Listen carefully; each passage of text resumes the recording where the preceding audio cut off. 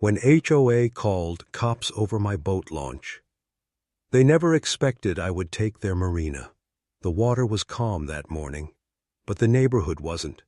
I saw blinds twitching, shadows moving, whispers on the other side of perfect fences. And then her smile appeared. The HOA president, cold, quiet, dialing the cops with a hand that didn't shake. She thought she was about to ruin me.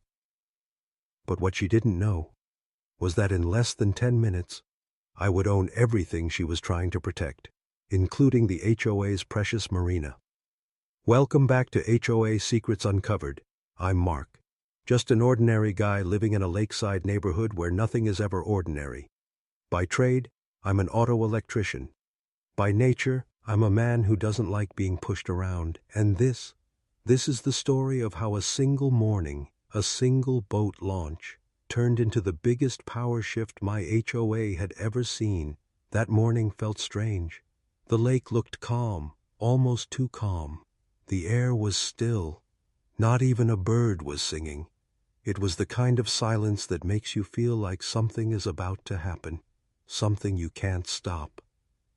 I stood on the dock with my boat keys in hand, my little fishing boat rocking gently against the ropes. To anyone else, it was just an old boat. But to me, it was freedom.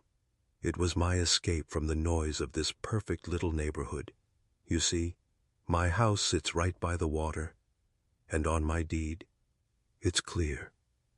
The lake belongs to me, not to the HOA, not to the board, not to the president who thinks she owns the air we breathe. It's mine. But still, every time I walked down to the dock, I could feel the eyes, curtains moving, blinds snapping shut, people whispering behind trimmed hedges. The neighbors lived by fear, fear of fines, fear of letters, fear of the board.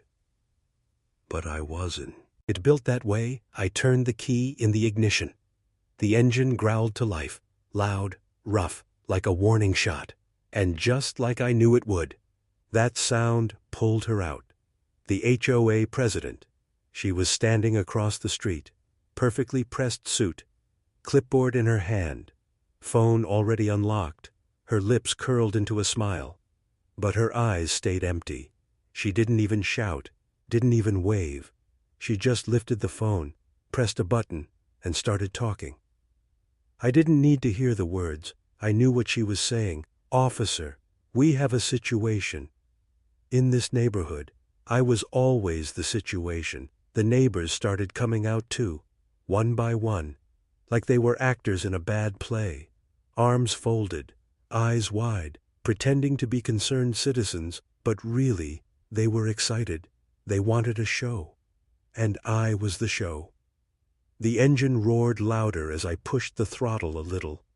The water rippled out in circles. And I felt the power of the lake under me. A lake they thought they controlled, but never really owned. That's when I saw it.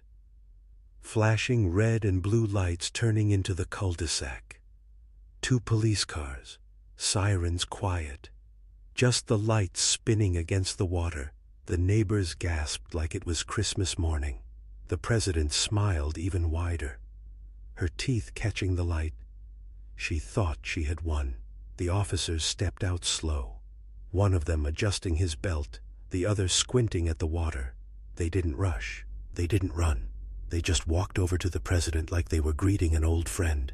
She started talking fast, waving her arms, pointing at me like I was some kind of criminal. I couldn't hear everything, but I caught words. Unauthorized use, HOA violation, disturbance. The funny part, none of it mattered, because deep in my pocket, folded neatly, was the only thing she didn't expect me to have, the deed. The cops looked at me, then at her, then back at me. I could feel the weight of the neighborhood's eyes pressing against my back, waiting, praying I'd get dragged off, handcuffed, humiliated. But instead, I just smiled, because this was exactly what I wanted. This was the moment I had been waiting for. One officer walked over to me. He leaned down, his voice low, almost bored. "Sir, the HOA says this lake is their property. Do you have any paperwork on that?" I nodded slowly, almost too slowly, and pulled it out, the paper that proved everything. His eyes scanned the words, and I saw the confusion grow across his face. Behind him, the president's smile cracked.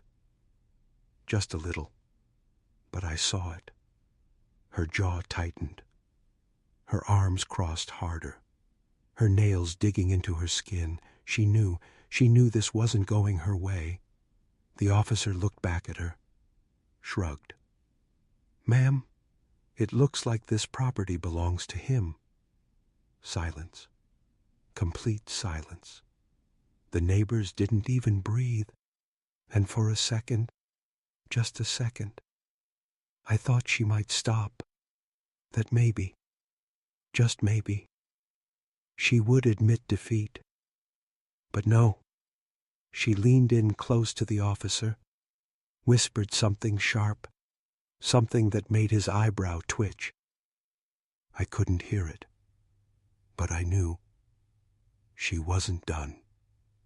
The fight had just started. The cops left after a few minutes. No tickets, no warnings, nothing. They drove away slowly, leaving the neighborhood buzzing like bees in a jar. The president stood still on the curb, her smile gone now, her phone pressed tight against her chest. She didn't look at me, but I knew she wasn't finished with me. I tied up my boat, stepped back onto the dock, and walked toward my house. Every window had faces behind it, every neighbor staring at me like I was the devil himself. But I didn't care, because I knew something they didn't. Every move she made, and from this point on, every letter, every threat, every fine, would only make me stronger. And in that moment, standing on my porch, watching her storm back into her perfect little house, I realized something. She had just handed me the weapon I needed to take everything from her. She didn't know it yet, but her own arrogance was about to cost her the one thing she loved most. The HOA's precious Marina. The next morning, the air felt heavier, like the neighborhood itself was holding its breath, waiting to see what I would do next. I stepped outside with a cup of coffee in my hand, and I could already feel the stairs, blinds cracked open, curtains pulled back just enough, faces hiding but eyes fixed on me. That was life here.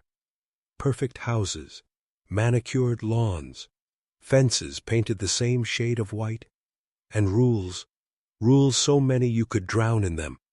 No grass higher than 3 inches, no garbage bins left out after 9 a.m., no Christmas lights before December, and God forbid your mailbox leaned even 1 degree to the left.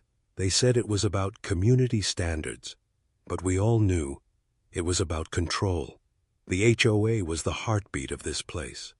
A board of 5 people who thought they were kings and queens of suburbia, and at the top of that throne sat the president. Her smile was the law, her clipboard the weapon, her letters the bullets. Most people bowed to her, afraid of fines, afraid of being shamed. But me, I wasn't built that way. The lake was the only real thing left in this fake little world. It had been here long before the houses, long before the board. My grandfather fished these waters. My father swam in them as a boy. And now they wanted to erase that history, rewrite it as theirs. They wanted to turn my lake into their private stage, their little jewel of power. But I had the deed, and more importantly, I had the will to fight. That morning as I sipped my coffee, I saw her walking, the president, heels clicking against the pavement like gunshots. She wasn't alone. 2 board members followed her like loyal soldiers. They stopped in front of my house, didn't even knock, just stood there staring at me, clipboard ready, pen already clicking. Her voice cut through the air like glass. "Mr. Mark, you are in violation of community rules." I laughed. Couldn't help it. Violation? For drinking coffee on my porch? Her jaw tightened. "This neighborhood is built on order, and you are disrupting that order. The lake is community property. Your behavior yesterday was unacceptable. The board has voted. You are hereby banned from using the marina, effective immediately." I took another sip of coffee. The steam rose between us, like smoke before a fire. "Ma'am, the marina is built on my lake, and my lake is mine." Her face twitched, just a little. She wasn't used to resistance. Most people cowered when she raised her voice. But not me. Not this time. She slapped a notice against my door. Hard enough that the wood rattled, the paper flapped in the wind, bold red letters screaming violation. And then she walked away. Heels echoing, soldiers following. Like she had just declared war. That night more letters came. One stuffed in my mailbox. Another taped to my garage. Each one louder than the last. More threats. More fines. $200 for unauthorized boat launch. $500 for creating public disturbance. $1,000 for trespassing on HOA property. The numbers were ridiculous. The rules even more so. But every letter made me smile, because every single one was a mistake. Every fine, every threat was another weapon I could use. I started a folder, a thick black binder where I collected everything.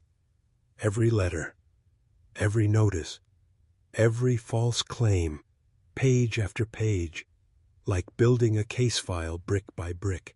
And while they thought they were burying me under paper, I was building a wall they couldn't climb. But the neighborhood didn't see it that way, neighbors whispered when I walked past. Some shook their heads. Others crossed the street. To them, I was a rebel, a troublemaker. The man who poked the queen bee. They didn't understand that sometimes you have to fight back, even if you stand alone. Days turned into weeks. The board doubled down. More letters, more threats. Even late-night phone calls from numbers I didn't recognize. It was all the same message. Stop using the lake.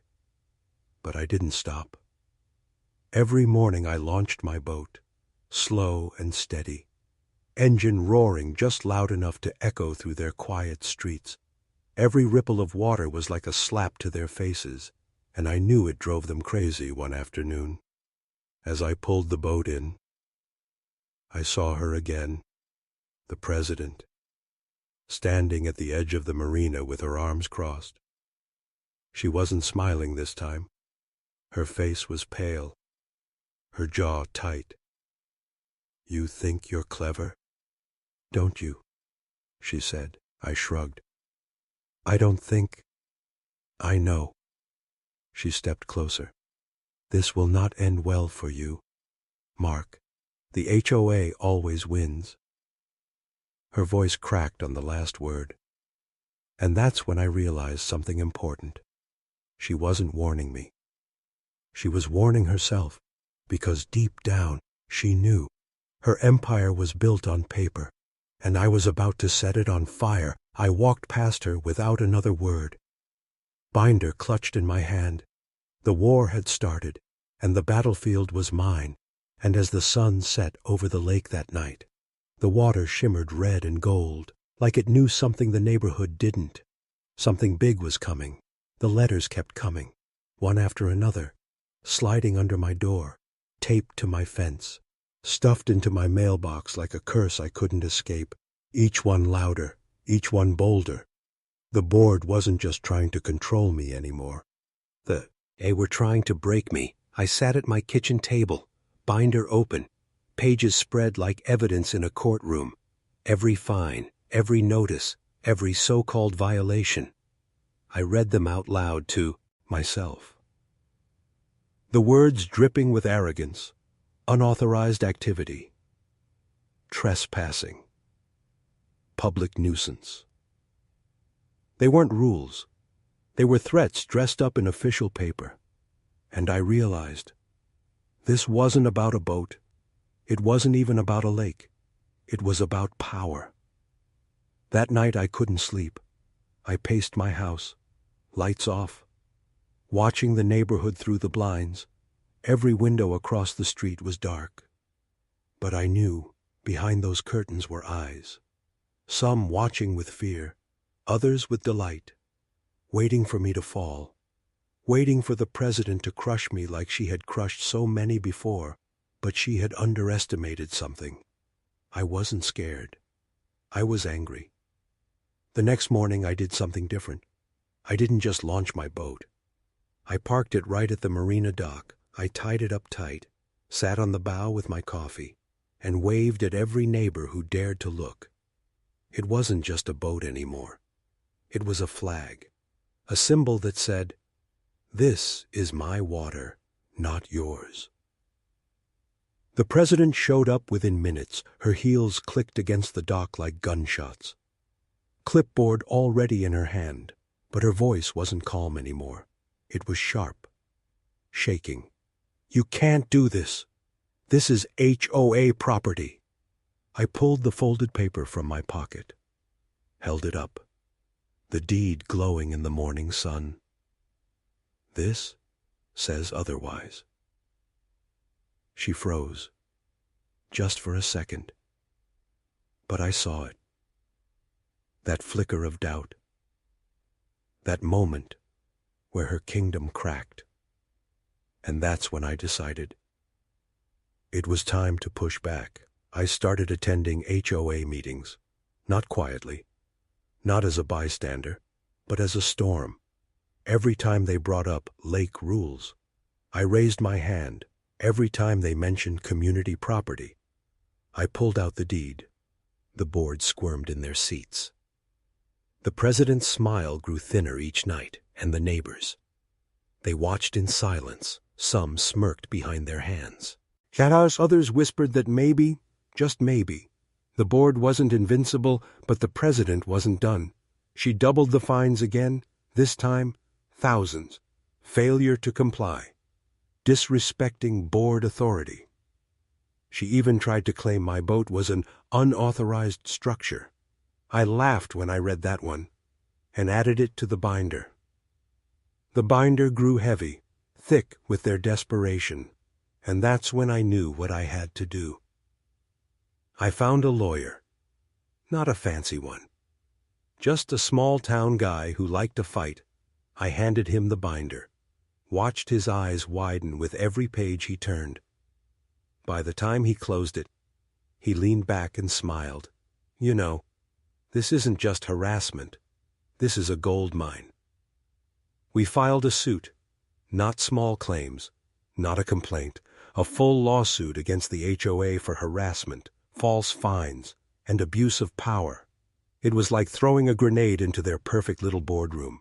The whispers turned into shouts. The neighbors who once hid behind blinds now stopped me in the street.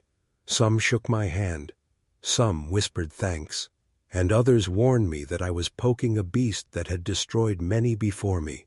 But the truth was, the beast was already wounded, and I had just cut deeper. The president's mask slipped more every day. Her letters became rants, paragraphs of rage instead of rules. She called emergency board meetings, posted notices on the community board about dangerous behavior. She even tried to rally the neighbors against me. But the more she screamed, the weaker she looked, and the lake stayed calm, waiting, like it knew the storm was about to break. One evening I sat on the dock, the sun sinking low, the sky painted blood red. I looked at the Marina across the water, the pride of the HOA, the place they guarded like treasure, and I wondered, what would happen when that treasure slipped from their hands? What would happen when the very thing they used to control everyone became mine? The thought made me smile, because deep down I knew. The day was coming soon. The lawsuit was moving fast, the evidence was piling high, and the president, she was unraveling. That night as I locked my door, I found another letter taped to it. But this one was different. The handwriting was shaky, rushed. It wasn't a violation. It was a warning. You will regret this. I stared at those words. For the first time, they weren't arrogant. They were desperate.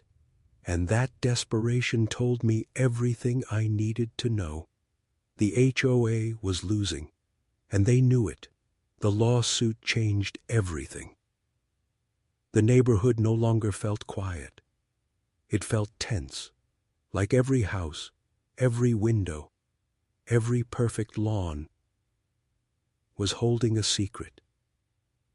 And the secret was me. I could feel it in the way neighbors looked at me now, some with quiet respect. Like I was the first one brave enough to fight back, others with fear, whispering that I was making things worse, but all of them watched. Every move I made, every step I took toward the lake, I had become the storm that broke their calm. The HOA president hated it. She used to walk the streets with confidence, heels striking pavement like she owned the ground. Now, her walk was faster, her smile sharper, her clipboard clutched tighter like a shield. Her letters turned darker too. No more polished words, just rage. She fined me for loud footsteps, for parking too close to the curb, even for wearing unapproved boat shoes. It was laughable, pathetic, but also dangerous, because desperation makes people reckless. And then came the notes. Not official letters with the HOA seal. Not legal warnings, just scraps of paper shoved under my door, taped to my mailbox, left on my porch like little daggers, some written in shaky handwriting. Stop before it's too late. Others blunt, cruel. You don't belong here. You're ruining this place for all of us. I didn't need a signature to know who wowed. As behind them, the president was rallying her loyal soldiers, trying to turn the neighborhood into her army, but the cracks were showing because not all the neighbors agreed anymore. One night, as I sat on the dock with my boat tied up, a shadow approached. It was Mr. Carter, an old man who had lived there longer than anyone else. He leaned on his cane, voice low so no one could hear. You're doing the right thing, son. That lake was always yours. They've been stealing from you for years. I asked him what he meant, but he just shook his head and shuffled away. And those words stayed with me. They've been stealing from you for years. The next HOA meeting was chaos. I walked in with my binder, sat down in the front row. The board members fidgeted in their chairs, avoiding my eyes, but the president, she stared straight at me, jaw locked tight. She opened the meeting with fire. This homeowner has become a danger to our community. He is draining our resources, creating chaos, undermining the rules that keep this neighborhood safe. Her words echoed through the room. Some nodded, others looked away. And then I stood up, binder in hand. I began reading every false fine, every made-up violation, every threatening letter.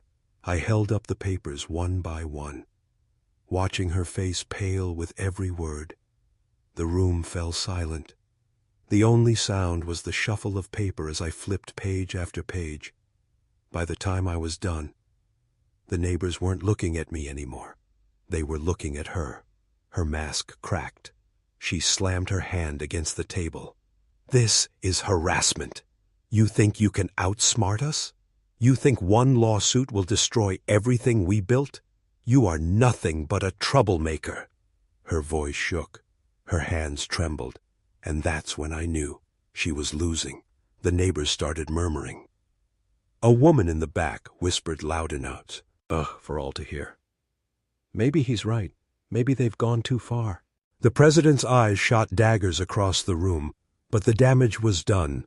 The board was no longer untouchable. That night, my tires were slashed, all 4 of them. Ruined, I found the car sitting low in the driveway, rubber shredded. No note this time, no warning, just silence, the kind of silence that says, "We're watching." I didn't call the cops, I didn't shout, I just added it to the binder, because every act of pettiness, every shadow move was proof, and the more proof I had, the closer I got to taking what mattered most. But the president wasn't the only one unraveling. The neighbors began choosing sides. Some brought cookies to my porch, whispered words of encouragement. Others crossed the street when I walked by, muttering that I was going to destroy the neighborhood. It was no longer a community. It was a battlefield. And through it all, the lake stayed calm. The water rippled gently in the wind, waiting, like it knew its true owner was about to rise. I launched my boat again that weekend, engine roaring across the water. The president stood at the marina, clipboard trembling in her hands. She shouted something I couldn't hear, her voice drowned by the motor. But I saw the fury in her face, and I smiled, because I knew the more she fought, the weaker she became, and every ripple behind my boat carried me closer to victory the night after my tires were slashed. I sat in my living room with the binder open on the coffee table. The papers looked back at me like trophies, every fine, every letter, every threat. But it wasn't enough anymore. I didn't just want to survive the HOA. I wanted to show them what it felt like to choke on their own rules. So I decided to play their game, but better. The next morning, I pulled out the HOA handbook, a thick little booklet full of absurd rules, written in fine print that nobody I ever really read, but I read it.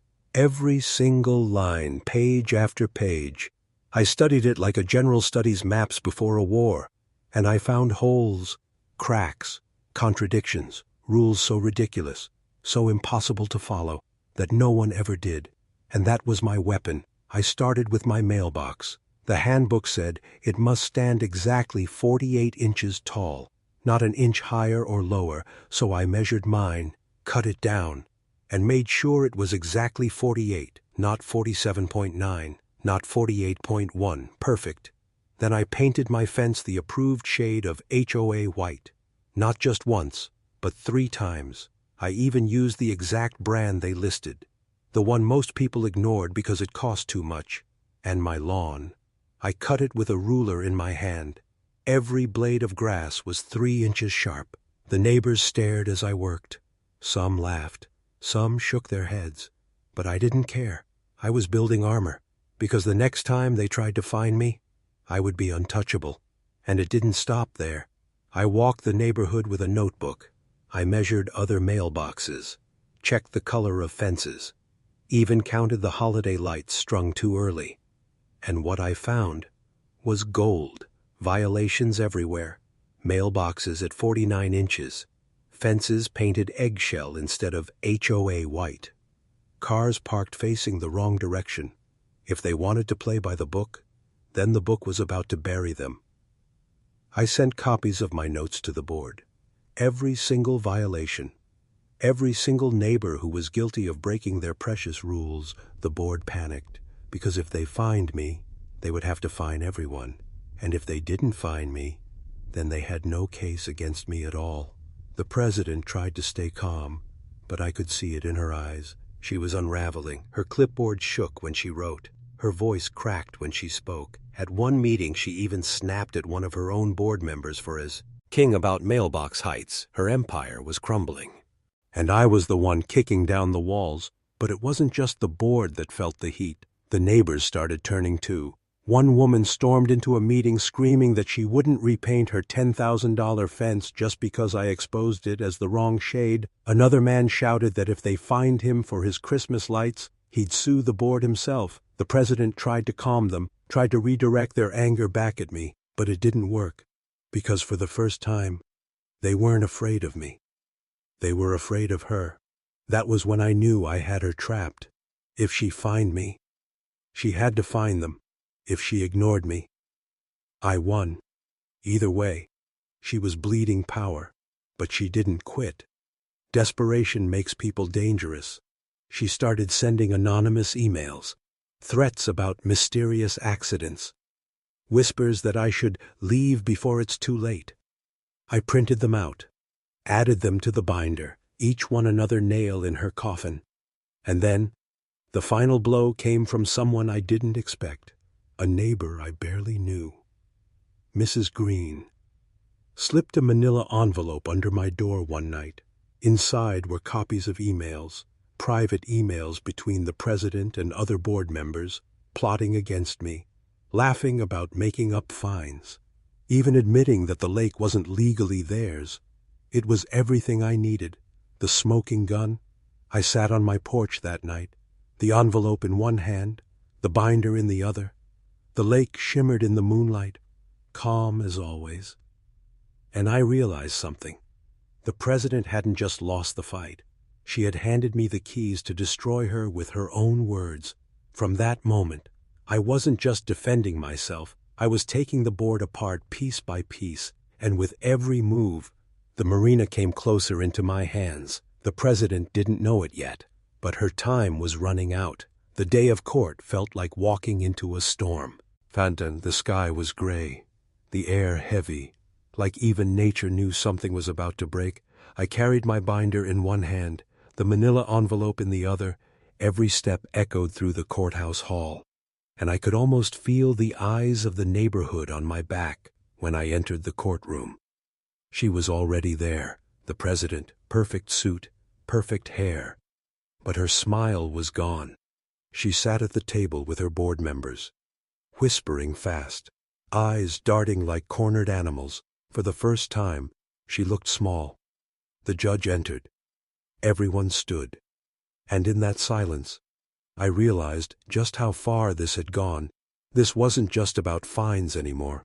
It wasn't even about the lake. It was about power. And who would hold it when this was over? My lawyer spoke first. He laid the binder on the table, opened it wide, and one by one he showed the judge everything, the fake fines, the harassment letters, the threats, page after page, stacked high until the judge raised a hand to stop him. "I've seen enough," he said quietly. But firmly, I glanced at the president, her face pale. Her hands clenched so tight, her knuckles turned white.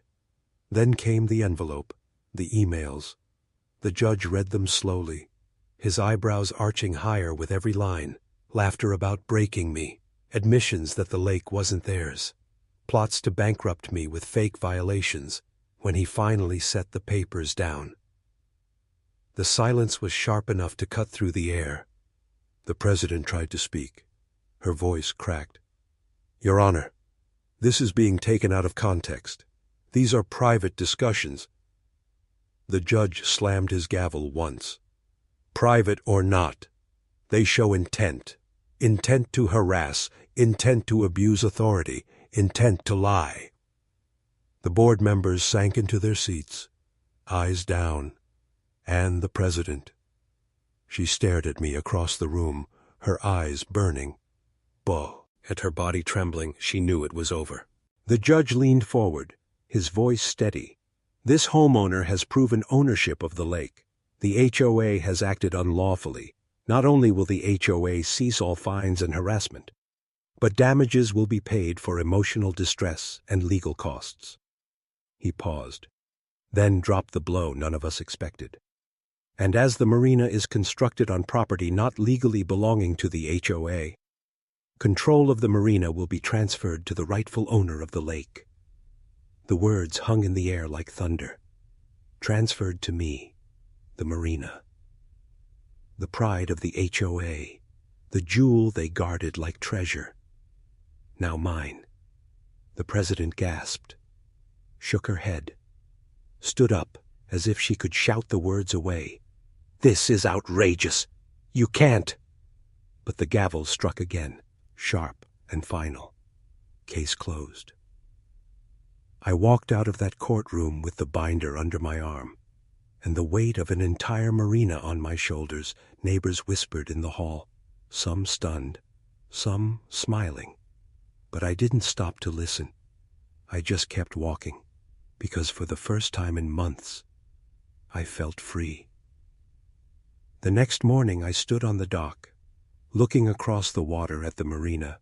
The sun rose behind it, casting golden light on the empty slips and quiet boats. It didn't look like theirs anymore. It looked like mine, and deep down, I knew it always had been. The neighborhood was different now. The president stayed hidden behind closed blinds. Her clipboard gathered dust. The board members barely spoke at meetings. The power they once held, gone. And every neighbor knew it. They didn't say it out loud, but I could see it in their eyes. Relief, fear, and maybe a little respect.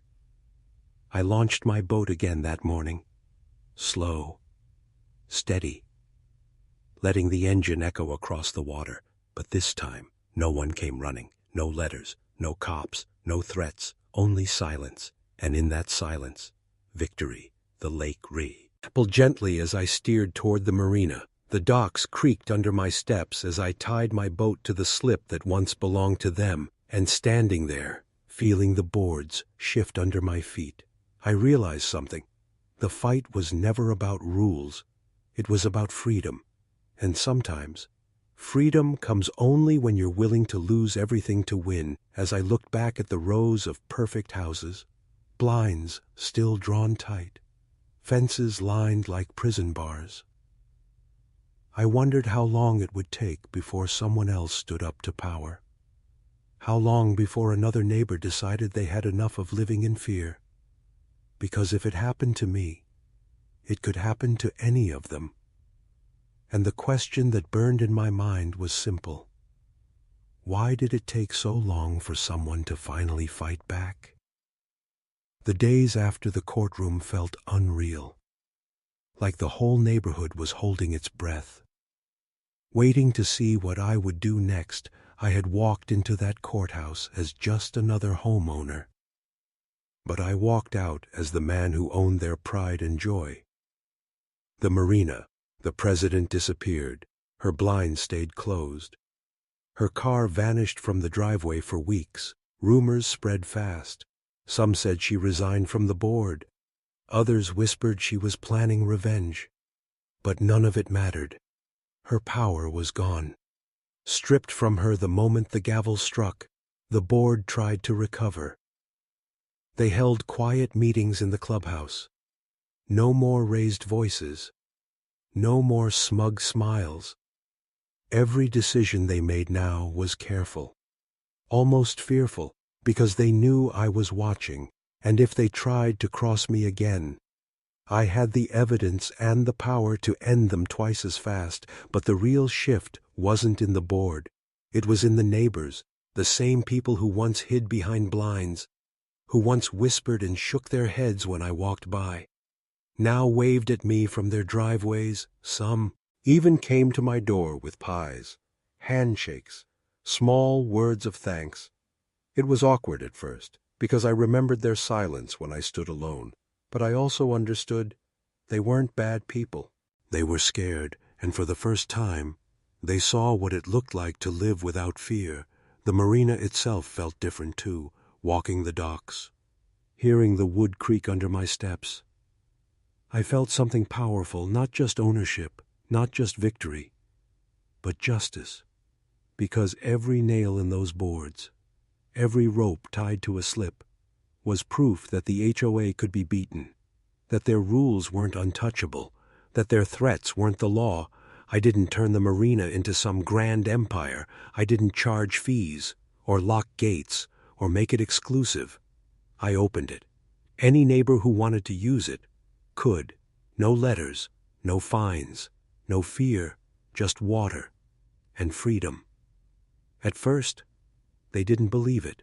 They approached the docks slow, cautious, waiting for a trick. But when they realized it was real, when they saw I meant it, they smiled. And for the first time since I moved there, the lake sounded alive again. Children laughing, boats rocking, voices carrying across the water. It felt like what it always should have been. The irony wasn't lost on me. The HOA president tried to strip me of everything. But in her obsession with control, she handed me the one thing that gave me more power than she ever had, and instead of using it to control the neighbors, I used it to free them. But the story didn't end with celebration, because with victory comes whispers. And some neighbors still looked at me with suspicion. They wondered if I would become the very thing I fought against. If owning the marina would make me drunk with the same power that destroyed the board. I couldn't blame them. Power has a way of twisting people.